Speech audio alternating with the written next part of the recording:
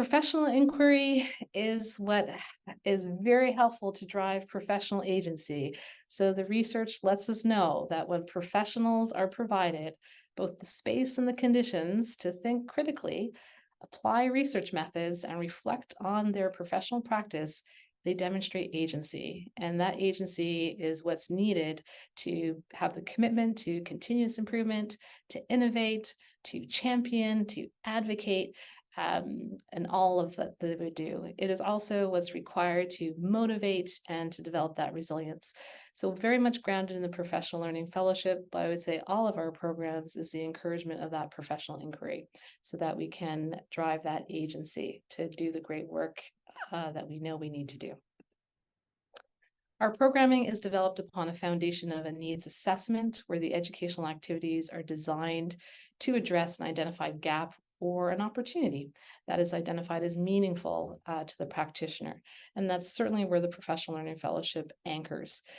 Colleagues who join the Professional Learning Fellowship have an idea or they've identified an opportunity or they're working as a cohort to move something forward. So they've very much grounded in that form of a needs assessment. But we scan this in all of our work. And so to consider the work that we do in innovation, the work that we do internationally, as well as very locally, and examining the different pathways, the research of career and career paths for educators, we've also come to understand just what some of the key thematics are, what educators are working to advance in our various sectors. And that's a bit about why we have the thematics that we have for the Professional Learning Fellowship. And so here we go. A bit about the themes I think would be probably helpful to start off with. And if you've had a chance to take a look at those themes and maybe you're even contemplating which one may be appropriate for me and why these particular themes. Workplace learning and development performance, we're in a really interesting era around skills, upskilling, cross-skilling, micro-skilling, that those who are driving and leading learning and development as a function inside organizations are certainly being called to task to come with innovative strategies, mechanisms to advance on the performance inside organizations, but also being challenged on how to inform with different modalities and also meet the commitments in areas of well-being and mental health. Our fellows in these areas are exploring those kinds of strategies and getting back in touch with some of the research and the methodologies. Many are also working to kind of navigate and determine how are we also managing around technology. There's no shortage of the conversations of AI, for example. Where and how does that infuse? How does that show up in our strategy in terms of what it is that we're seeking to achieve? Further as well, we're seeing greater shifts and changes in credentialing. We have talent shortages that are happening globally. It's not unique to us here in Ontario or Canada. These are global phenomena where many now in workplace and development orientation are being challenged to determine how can you prepare the future workforce, the next workforce, within the parameters, again, of a short duration. If we could probably put chips inside of us all, that may be something that industry would be looking for, but hence no, there's the human loop, and understanding the human loop and human development is critically important.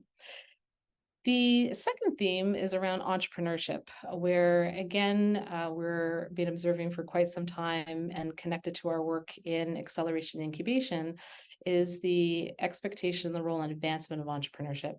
This is across the sectors, be it K-12, post-secondary, and workforce development, where not only what are the skills for entrepreneurship, it's entrepreneurship, intrapreneurship, where we have those in industry that are developing entrepreneurial competency models that are influencing leadership and leadership development practice.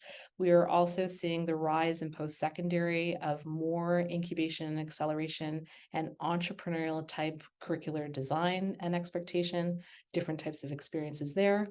We're also seeing embedded inside large organizations what we refer to as specialist or SWOT innovation teams that are seeking guidance on how to advance in innovative processes. Perhaps they're leading in R&D, product development, and what have you. In our K-12, there's evolution that's happening with the rise of maker spaces inside education spaces. And where and how is the quality of these maker spaces being considered? What does partnership look like within our communities and within our corporations, et cetera? There's no shortage. So the entrepreneurship and cultivating entrepreneurship, our fellows are really examining the systems of entrepreneurship and how to create the teams, the mechanisms, the administration to advance on entrepreneurial KPIs. And that's been a really kind of fascinating exploration to see unfold. Our third theme is around sustainable development goals. Agenda 2030 certainly is paramount to those who are operating in post-secondary environments, but it is something that cuts across all of our sectors. For a long time standing, there's been evolution in the K-12 curricular and curricular development that quickly embraced in developing awareness on the sustainable development, particularly in reference to climate action and that development and creation of understanding and environmental education, where educators in those spaces are seeking to further innovate and advance in tangible outputs and achievements around sustainable development for our youth. In post-secondary environments, we are seeing the rise of the KPIs for higher education, where there's a requirement to have embedded and integrated commitments on sustainable development. We have our fellows working on mechanisms of how best to integrate the sustainable development goals into higher education strategy, into faculty development, curriculum integration, are all very much key activities that require mechanisms of how to engage with certain theories around change leadership, as well as that community and community development requirements in there as well. And of course, in workforces, we're seeing the triple bottom line and the influence of sustainable development in those services as well, as more of our colleagues in those spaces are looking to develop more robust awareness campaigns. And again, thinking about how is it that sustainability moves beyond the environmental action and really thinking about the 17 goals and how they're embedded as we're soon approaching 2030. So we're well on our way to seeing the close of this agenda and where to next. And finally, but still equally very relevant, is our inclusive learning and where and how that is advancing. Naturally, we are seeing greater commitment and investment across our three sectors into the roles and talent for equity, diversity, and inclusion. Our K-12 sector has certainly for a long while been leading the charge in inclusive learning with advancements in such things as universal design for learning when we think about curricular and curricular development as one example.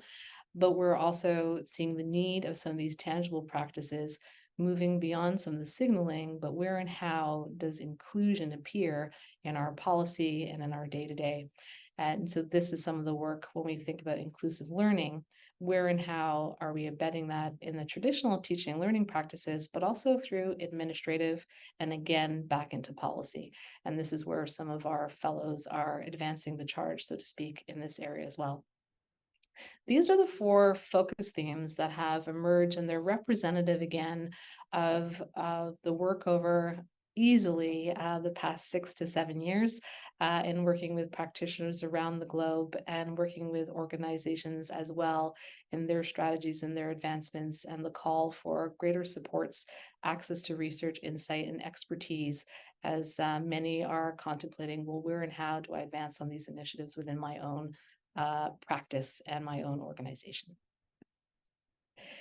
So our skills anchor, what is it that anchors the actual professional learning fellowship? And the skill really is around systems thinking. And systems thinking is a key skill, what's being required and asked of leaders today. We need to apply various forms of thinking mechanisms and really be able to see the forest through the trees, so to speak.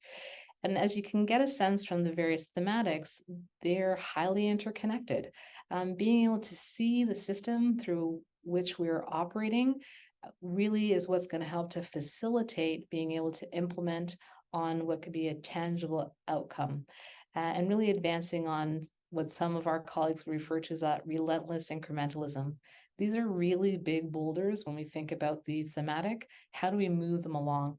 And so the professional learning fellowship, the skill is really systems thinking, where it's the identification of that problem, that opportunity, that challenge, and then working through the different hypotheses, being able to test, get feedback, iterate, to then fundamentally land and go forward with a solution or a concept that in fact can be implemented.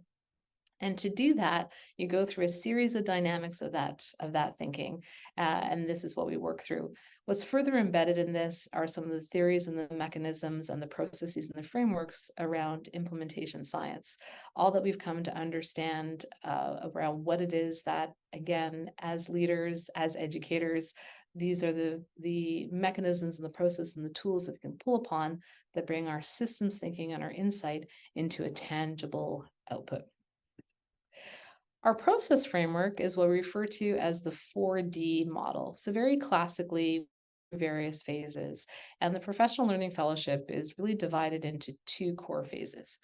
At the front end, we do what's referred to as the discover and the define. And this is the opportunity that while we may be coming with an idea or concept, we're really going to push the buttons and pull the gears to ensure that there's really great divergence, wanting to push our fellows to consider and contemplate maybe into an adjacent theory, perhaps a different sector, perhaps a very different organization, different peers that I don't perhaps connect with in the day-to-day, to challenge and push out some of those ideas and to see the system as broadly and as big as you possibly can.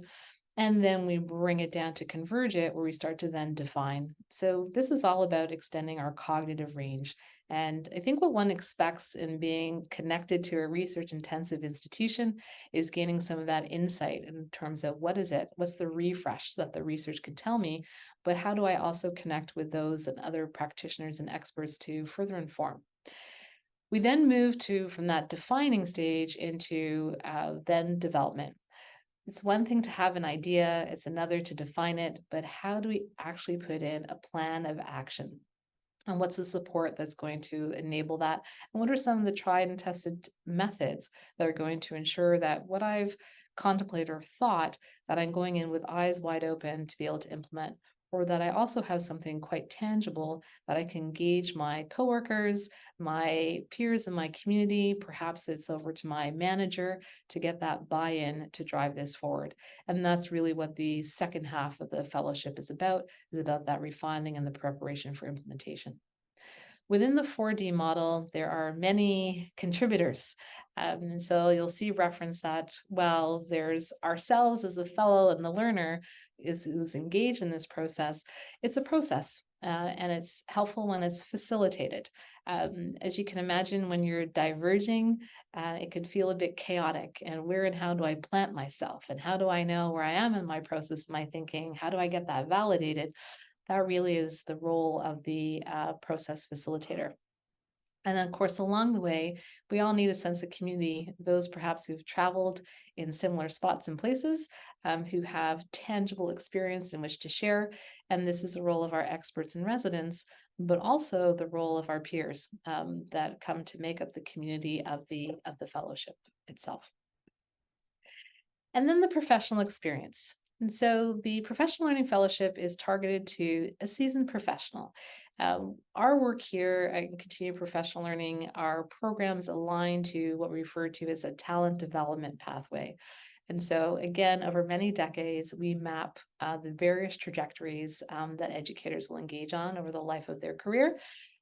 This is not a program that is designed for those who may be a new entrant or just starting on their career journey. This is really a program that's intended for those professionals who are further along in their specialization, their practice, who would also be identified as leading in their organization or their community, where they have an opportunity to actually drive or lead in an implementation.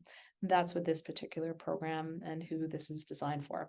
So that specialist, that divisional and organizational leader. So we have a few colleagues who are joining us today who are integral to the fellowship series that occurred in our spring of 2023. So enough from me, but happy to introduce a few of them here who've been very kind to say, yes, I'm happy to share some of the experiences and what transpired in our last fellowship series. I'm delighted to introduce Jenna Marinucci, who is our Learning Innovation Coordinator here at OISE, and also our Professional Learning Fellowship Process Facilitator. Jenna enables our entrepreneurship community InnoVed and also brings extensive experience in education startups, but also community learning models. Hello, everyone. It's great to be here today and looking forward to hearing your problems. Thanks so much, Jenna. Also delighted to introduce Brian Kalakula. Brian is a seasoned business development professional whose work in international higher education has established innovative partnership development and funding pathways for higher education institutions in Canada and abroad. Brian joined the fellowship as a professional learner over the spring and early summer. Welcome, Brian. Hi, everyone. Happy to be here. And introducing Joe Romano. Joe is Associate Director of Professional Learning here at OISE, where he leads professional licensing and career development programs for educators who are employed across the three sectors, pre-K to 12, post-secondary workforce. Joe and the team are accountable for the administration of the fellowship program and, of course, its governance. Welcome, Joe. Thank you, Elisabeth, and so happy to be in the company of everyone that's joined us today. And I'm seeing that Jennifer logged in. I did just want to give an introduction as you're perhaps getting settled, that Jennifer is a leader within our K-12 sector, where she is dedicated to establishing innovative strategic initiatives to nurture more inclusive school environments to better support and engage learners, parents, and community stakeholders. And Jennifer as well joined the fellowship as a professional learner, is integral to our community. And so just wanted to make sure to say hello, and I see you, and we'll be cycling in with a few questions when you're ready, Jennifer. Thank you, Elisabeth. And I'm going to start with Brian, if I may. If you could highlight for the benefit of the colleagues joining us today, what is it that drew you to the Professional Learning Fellowship? Yeah, absolutely. Thanks, Elizabeth. I think it was it's sort of this two-part that it allowed me to actually learn how to do my job better, because the education space and OISE was a relatively new space for me to work in, but also to think about, skills beyond my immediate area of expertise that could kind of help me grow as a professional. So kind of in summary is this idea that I can take this course or this fellowship opportunity and it'll immediately impact my role and the progression of my role at OISE. It seemed like a very unique opportunity, and so I didn't want to pass that up. And so I do think it actually led to all of that, to basically allow me to understand the context that I was working with in this new reality that is OISE for me. Thank you so much, Brian. All right. So I guess the next question, because when we talk about systems and we talk about inquiry and the importance around inquiry for agency, the Professional Learning Fellowship is very much what we refer to as learner driven. Curious, again, I'm going to tap on you, Brian. Like, what was it that would make that both challenging, but maybe rewarding? If you could speak a bit to that experience.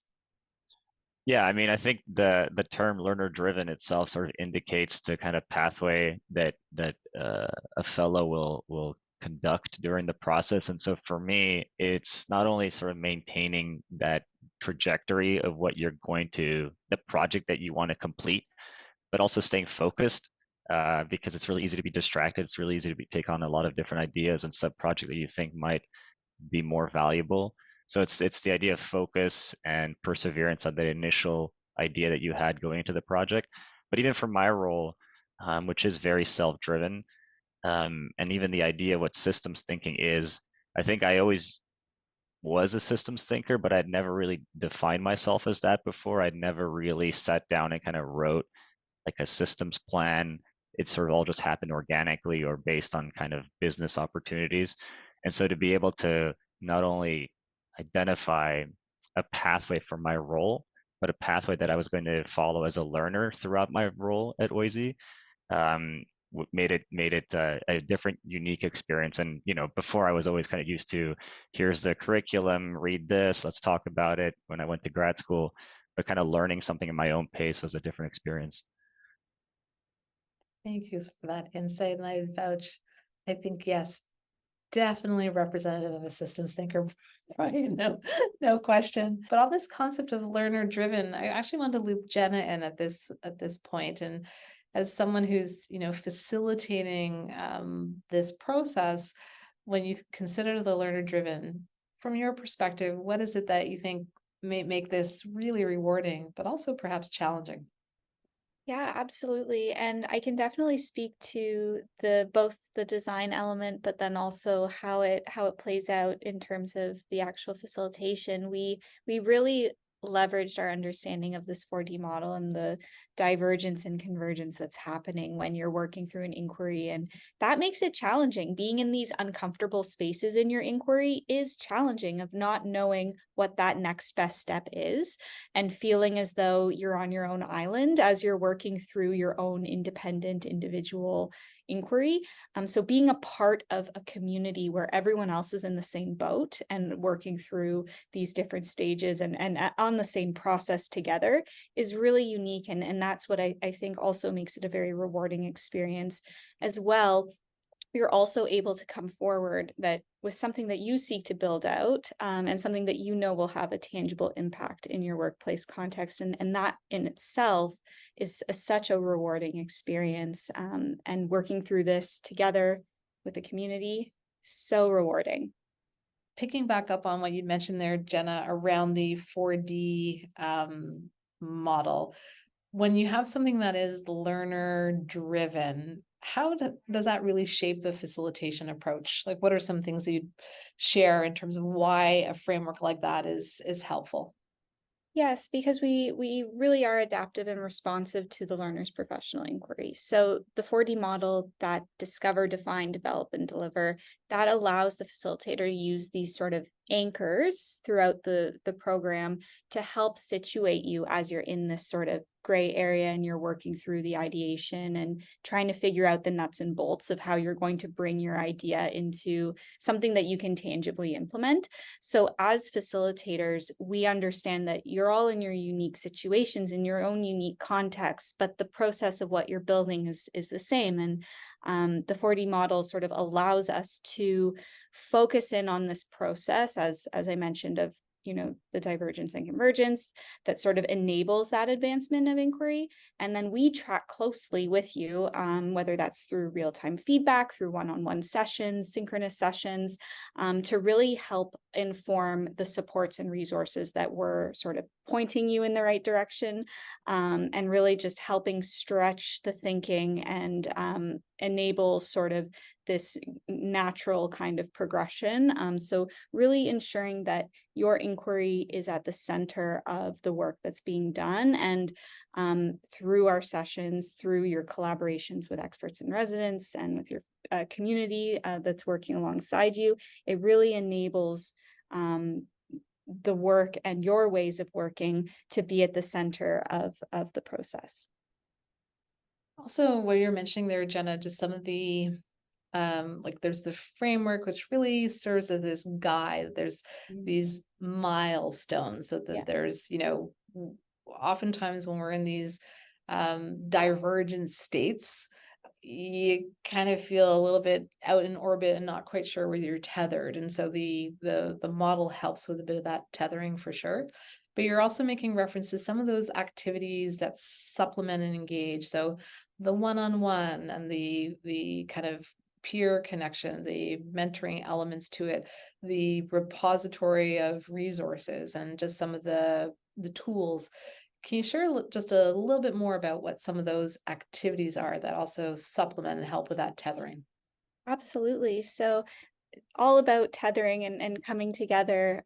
going away, coming together, coming back, coming together. So we have weekly synchronous sessions, whether they are seminar sessions that are sort of informed by the thematics that are relevant to your stream, or they're collaborative working sessions where we all come together and work through, get some feedback, or just discuss, think out loud together, and work through sort of the pieces of your inquiry. And in those sort of collaborative peer engagements, you're sort of better able to share what you're working through, and do so in a way that also keeps you anchored. We know that time is limited as working professionals. Oftentimes there isn't enough time in the week to really just sit and focus and dedicate time towards your inquiry and what you're hoping to build out. So we try to ensure that the time that we are together and we are coming together in a synchronous way, that we're making the most use of the time to ensure that everyone is, again, getting the most out of the experience. As well, I had mentioned one-on-one sessions, so those are available to be coordinated throughout the week as that meets the schedule and as needed throughout the process, and recognizing that maybe later on in the program, as you've got your roadmap, you're ready to go, and you're just sort of piecing things together, you may need less engagement at that time, whereas in the beginning of the program, you may need more engagement. So we're very flexible and responsive in terms to what are your ways of working, what are your ways of creating, and how can we support you along the process to get you to the place that you want to be at the end of the program. So that's where that learner-centric, learner-driven piece comes into it. We're here to help guide and support, not to instruct or tell you how to approach your challenge or your inquiry. So that's really an important piece there. Thank you so much for that. Because I mean, there's such a rich resource of tools and reference points that I know absolutely. Many have commented have been very beneficial. And certainly what I've been appreciative is how they're just so transferable. And then learning of different ways in which, again, to kind of operate and communicate within one's own work and community context. I know that one of our fellows referred to the fellowship as a team sport. Yeah. This idea that it really is about a community coming together, so that they were, also giving to as much as they were receiving from. But when we think about resources, one of the key resources here is the expert in residence that we lovingly refer to, which is also a bit of a play. It kind of takes a position that is very familiar inside incubator, accelerator, innovation kind of process kind of context. But can you share a bit? I'm going to just dive in with you again, Jenna, about what was the purpose of the expert in residence role? Why have it in the design of the program? Yeah, absolutely. The expert in residence really comes in with that sort of subject matter expertise, and able to really inform and guide individuals in the cohort in a really unique and important way. And the collaboration and the perspective that the expert in residence is able to provide really supports the facilitation of this process. It was such a unique and synergistic relationship that really allowed us to connect with the fellows in their inquiries in a really responsive way. I know certainly that was conveyed in terms of the, a different perspective, a point of view, where we have our experts and residents coming from different areas of practice. And that exchange and interchange, just again, what that may generate in terms of both in the divergence, but when it came to the implementation, getting insights from those who have, done large scale implementation, even smaller, working in different international jurisdictions, etc., all helped to some of the shaping, I know, with some of our fellows for sure. Of course, another resource in this is one's community and one's peers. And so I'm going to just cycle back into you, Brian, in terms of, you're an amazing connector, and you just do such a phenomenal job at the reach out. But I know you're really connected not only within your immediate fellowship cohort, but beyond. And so I was curious from your perspective, what is the role and the value of the peer? I think it, at least in my case, they provided that different opinion, that different perspective that was so necessary to kind of enrich my experience. The two other fellows in my group were both teachers, but fundamentally completely different contexts. And I work in the education space. I work for an institution that trains teachers. And so whenever I had an idea about partnership development opportunities, they were sort of there to kind of provide that direct experience and context of what kind of made sense and what didn't from the way that they work and the way that the schools work that they also are a part of. So that was sort of an invaluable experience because it provided kind of either validation for my ideas or the necessary pushback to really help me rethink what I thought made sense at the time. So it's almost like having a focus group that is able to kind of immediately respond to like your idea real time and then allow you to calibrate your objective and your project. And then even beyond the fellowship, there's other peers that I have that I connect with either through my own work or just my own network. And again, I think the breadth of the difference of perspectives really makes my job easier. And then again, when we talk about systems thinking, having more people contributing to that allows you to have a better understanding of what that system is and what a system actually looks like. I really appreciate what you said too about a focus group, because it does feel like that in different ways. Really having access to your own think tank in some ways as well. And I'm going to see about looping in Jennifer and see if we've got some audio happening on your side. So let's first test out some audio. Testing 1, 2, 3. Fabulous. Awesome. Well, welcome and thanks for hanging in there, and sorry for the technical challenge and the difficulty. But you've been listening and hearing along, and would love to hear your perspective. We've talked a little bit about the learner centricity element to this, what may have been rewarding but challenging, but also, the role of the peers and some of the resources. So maybe just for you, Jennifer, just a bit of that reflection on where and how your peers and your process facilitator, how are they helpful with your journey? My experience in the PLF was absolutely powerful and enriched my career in so many ways. And a big part of the success of the experience can be accredited to a very skilled process facilitator who I found just had remarkable skills as a coach.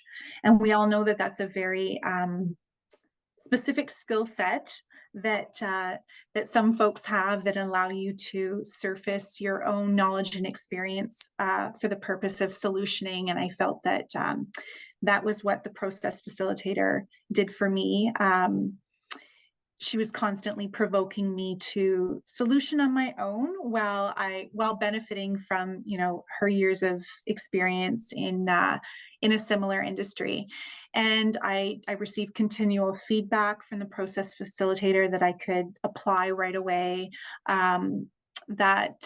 Lots of encouragement and pointing me in the direction all the time of professional reading and research that was really relevant to what I was exploring. It was all incredibly enriching. And then the role of the fellows, I really appreciated the opportunity to share my ideas and my thinking around my inquiry with a broader community of professionals. I really liked the cross-pollination of ideas from professionals who are coming from different sectors, different industries, because having been in the same school board for 20 years, it was very refreshing to be exposed to different ideas, different perspectives, different ways of approaching challenges that we have in workplace learning environments that are really different, but the same in a lot of ways. So I found it was fabulous to be working with an energetic group of fellows who were incredibly generous in terms of sharing their time and talent for the betterment of my work. And it was a very dynamic learning community that was built around us through an expert facilitator. You're absolutely integral to that as well, Jennifer, in kind of contributing in so many ways to the development and insights of others as well, which is fabulous. So a lot of reciprocity, I think, is something that we would chat about and identify within the fellowship community. And you're both highlighting just, the journey, just, some of the processes and the mechanisms. And you've also both referenced the impact that has had from leadership orientation and, your role in advancing your roles. In that, when you kind of started, would you have said that, oh yeah, I know what systems thinking is? Like, has your perception of what even systems thinking is, was there any thought or evolution in that? And since it's been a couple of months, are you still kind of reflecting on or working through, I think, some of what was revealed over the fellowship? Just curious about where your heads are at now. And maybe I'll start with you, Jennifer. Sure, and you're absolutely right. One of the beauty of the PLF is that it leaves you simmering with lots of ideas long after the PLF has concluded. I mean, for me, systems thinking is really about examining the relationships between different elements, and the PLF provoked me to think a lot more holistically when approaching the many complexities that I do in my work and in that project in particular. My inquiry had me looking at a mentoring initiative in my school board. I was working to augment a current employee onboarding program, and through the fellowship, I was really provoked into thinking about the connection of this project to recruitment and retention initiatives that are going on in my organization as well. And certainly, since having taken part in the PLF, I find that I'm considering my connections with relevant stakeholders within the board a lot more closely than I did previously. So that's kind of where my systems thinking is now and where it's been pushed to move as a result of my work in the PLF. Thank you for that.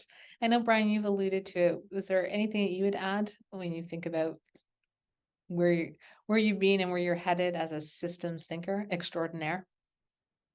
I guess the first was just realizing that I was a systems thinker to some extent, as I kind of mentioned earlier. But in terms of where I am right now, I think I am constantly like looking at the changing variables of the environment that I work in.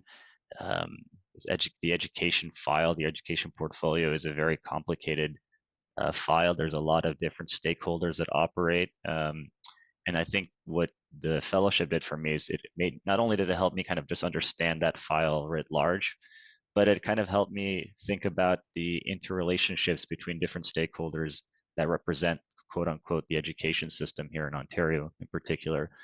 And I think those variables can change rapidly, and sort of anticipating those changes and then thinking about the different impact that they have on one another is really important. And so I guess I have a much bigger appreciation now for what the big picture looks like.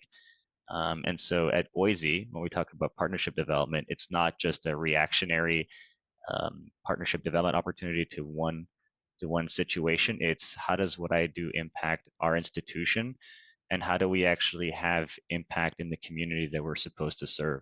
So all those things, all of what I just said, is the result of, I think, the fellowship allowing me to really think that process out and to really think out my inquiry. And so now I say that all the time, and I sound very smart in meetings, but it's a result of the fellowship kind of giving me that orientation and thinking to say that. Yeah, you are. You are smart in meetings. You don't just sound it. You're very smart in meetings. So hearing a bit about the journey of the learner, I'm just curious to loop you in, Jenna, as a process facilitator. It's just really interesting, these journeys, like where one starts and where one kind of concludes, but of course, the evolution continues. What would be your observations when you think about the start point to at the conclusion? What strikes you as the evolution and going through this divergence, convergence, and developing a plan for implementation? Your thoughts, Jenna?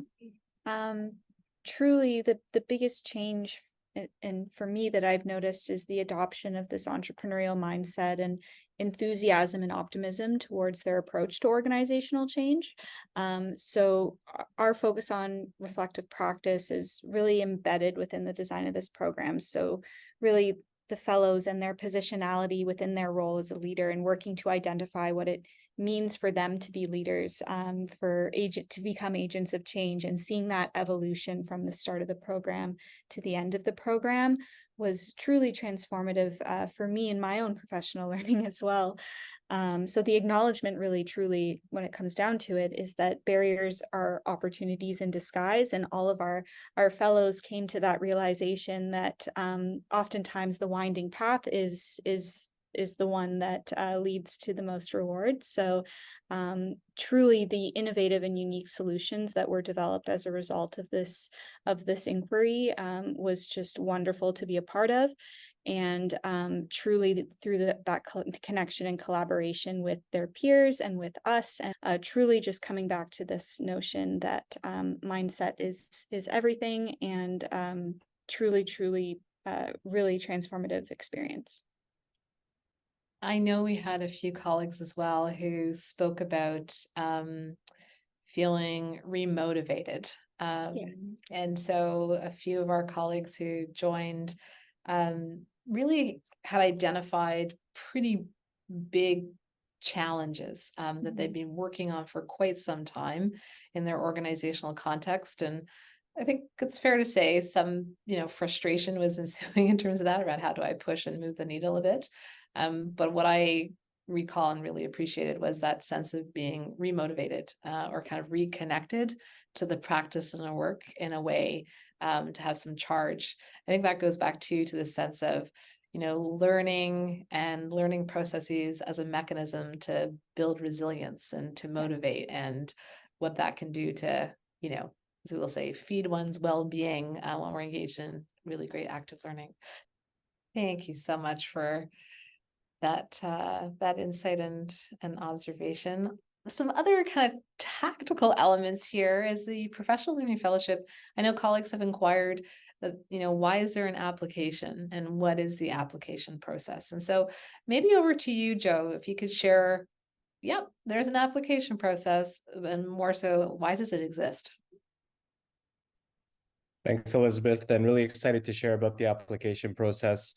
So as you shared, Elisabeth, it exists because, of course, our PLFs are open to experienced professionals, and we're looking for those that have experience that demonstrates growth and or advancement in complexity, difficulty, or level of responsibility in their professional work and role. We're looking for folks, of course, to join this learning opportunity that have been actively engaged in a leadership role, as an example. So that could include managing projects or influencing or implementing organizational improvements. And those folks that we're hopeful to have as a part of this community are those that have an interest in pursuing an in-depth learner-driven inquiry related to their professional work. So to apply in general, one would visit the PLF page on our website. When in the full course details section, there is a red Apply Now button, and that begins the PLF application. When one clicks on that button, you'd be prompted to create or log into your OISE CPL learner account. The application requirements themselves to complete on that page would be the completion of a self-reflection questionnaire, as well as uploading a copy of your updated CV. And once you submit these two documents and your application is received, applications will be reviewed by our administrative team at OISE CPL following the application deadline. Successful applicants would be notified via email from our office, and you'll receive a direct link to register for the PLF by a specific date. On that particular date, payment is required in order to complete full registration. The PLF application guide is a resource to support the process. It maps out each of the steps that I mentioned. It also is a guide that's been designed to help support your self-assessment in terms of readiness for the program, as well as prior to completing the questionnaire. It helps to prompt some of the questions that you would encounter in the questionnaire. In addition to how to apply on page 2, you'll see that which follows related to the application timeline, so the sequence of events that I mentioned as a visual, as well as an application checklist that may prove to be helpful. Thank you so much, Joe, for those details. That's great. And again, we've got links and information available on the website as well. As we come around to round out with our wonderful colleagues joining us, would love to hear, I'm going to cycle back to you, Brian, and you, Jennifer. What advice do you have for those who may be interested in pursuing a professional learning fellowship? Any advice? I'm going to shamelessly steal a Nike slogan and say, just do it. But no, I think it's a great experience. I think it's enhanced but the more people that sign up that have a diverse background and experience, that the more impactful your experience will be. And it's certainly helped me with my role. It's certainly helped me, I think, move forward in kind of the trajectory that I see for us as an institution. So I highly recommend it. Thank you so much, Brian. Jennifer, advice? I think I would encourage candidates to think really carefully about the timing. There is a commitment on the part of the fellow. And while I found that there was a great deal of flexibility that was built into the program that I was grateful for, so I could balance the learning with my higher volume times at work, you're really going to be hungry for all of the great opportunities that are in front of you when you start the PLF, particularly all of the additional presentations by experts in residence. So timing in your career is very important to make sure that you can take full advantage of everything that's being offered during what ends up feeling like a really short period of time. Once you're into it, it goes quickly. And beyond that, I would say that it's essential that you have an inquiry topic in mind that presents a real adaptive challenge, I feel. My process facilitator would have, described it as a thorny problem so that you have something substantial to dig into, because then that's when you're really going to do your best learning, obviously. And how you define the problem might be unclear when you come to the PLF, and therefore the solution and the implementation will require real learning, and that's the function of the PLF. So that's all good stuff. And I mean, I was left feeling like I'd really fallen in love with the problem. I came to the PLF and it was something that I had to do. I'd been tasked with. It was a challenge I needed to work through. And that PLF offered me the opportunity to fall in love with the program, or the problem, so to speak, and really go deep in terms of the problem setting. The problem really wasn't what I thought it was when I started. So if you're ready for that journey, and the timing is right in your career, and you've got, an inquiry topic in mind that's going to allow you to go deep with some job embedded learning, then yeah, Brian's right. Just do it. I think the finding your thorny problem, but then falling in love with the thorniness of that problem is probably a really great way to close out our conversation. But I really want to extend a big thank you. Thank you, Brian. Thank you, Jennifer. Thank you, Jenna. Just a representation of the community that comes together within a professional learning fellowship. And just for sharing your insights and your experiences throughout what was a lovely spring summer journey just very recently. And again, I'm just love hearing about where you're headed to next, and maybe a few thorns were plucked from the problem, or maybe some more thorns emerged. Whatever the case may be, it's a ride for sure.